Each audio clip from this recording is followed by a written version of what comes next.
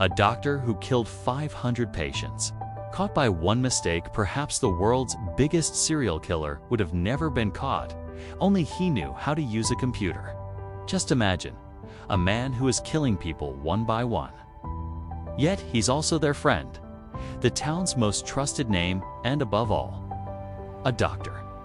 This is the shocking story of Dr. Harold Shipman, who used his clinic not to save lives, but to take them. In the small English town of Hyde, home to only about 30,000 people, he carried out serial killings right under everyone's nose for 23 years. After sending more than 250 people to their graves, nobody suspected him. And maybe no one ever would have. He hadn't made one small mistake. Why was he killing people? How did he stay undetected for so long?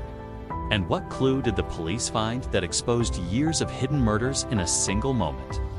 Welcome once again to ZMTV's videos. Dr. Harold Shipman mostly targeted elderly patients who lived alone, people whose deaths would not raise eyebrows.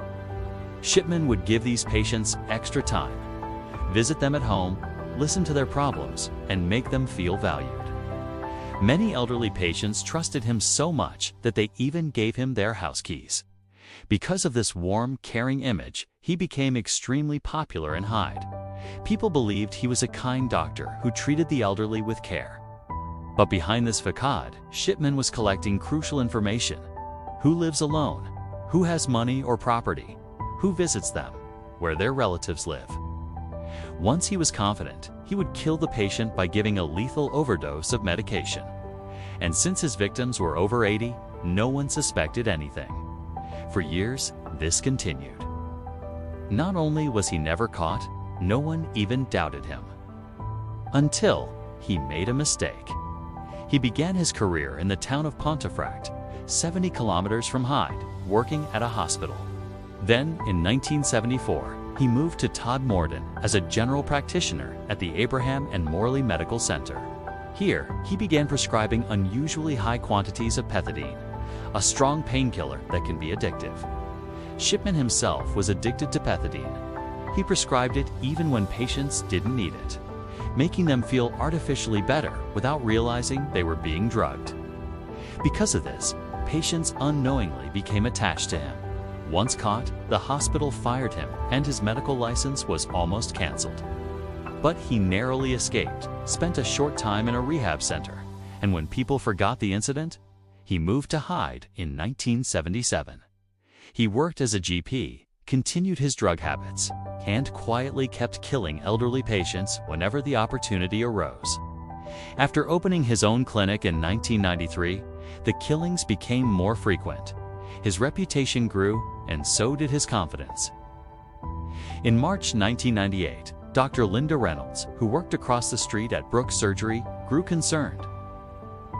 In just 3 months, Shipman's small clinic had 16 deaths, while Brooks Surgery, with 3 times more patients, had only 14 deaths. Suspicion deepened when it was discovered that all 16 of Shipman's patients had been cremated.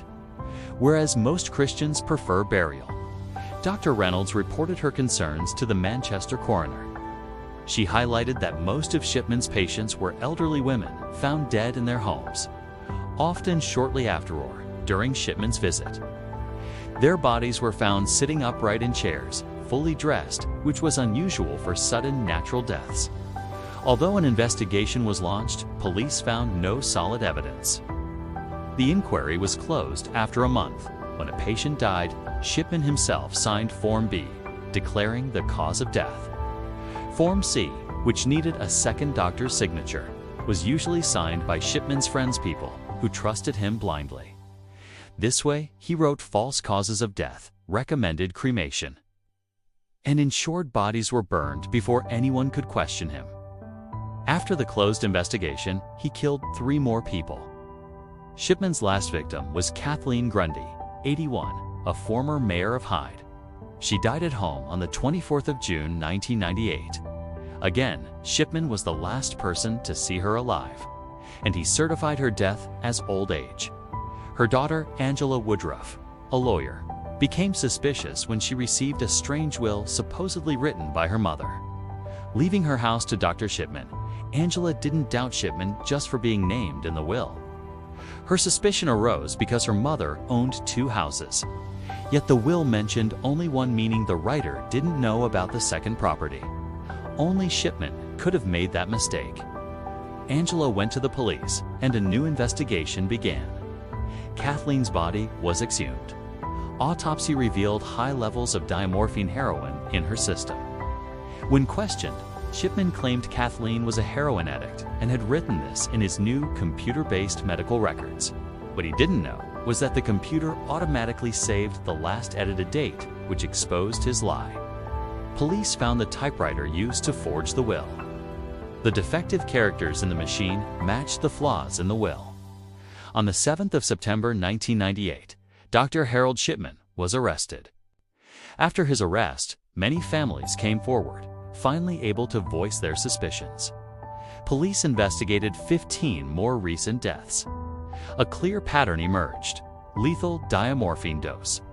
Shipman signing death certificates, cause of death. Old age Shipman recommending cremation to destroy evidence. During the Shipman inquiry, hundreds of medical records and death certificates were re-examined. Some bodies were exhumed for forensic autopsies. The investigation concluded that between 1975 and his arrest, Shipman definitely murdered 218 patients. The true number may be closer to 260, but some cases lacked enough evidence. Court convicted him for 15 murders, and he was sentenced to life in prison. In 2004, Shipman hanged himself in his cell. A cellmate later claimed Shipman had confessed to killing not 260, but 508 people, though this has never been officially proven. To this day, the real motive remains unclear. Some say he was a psychopath.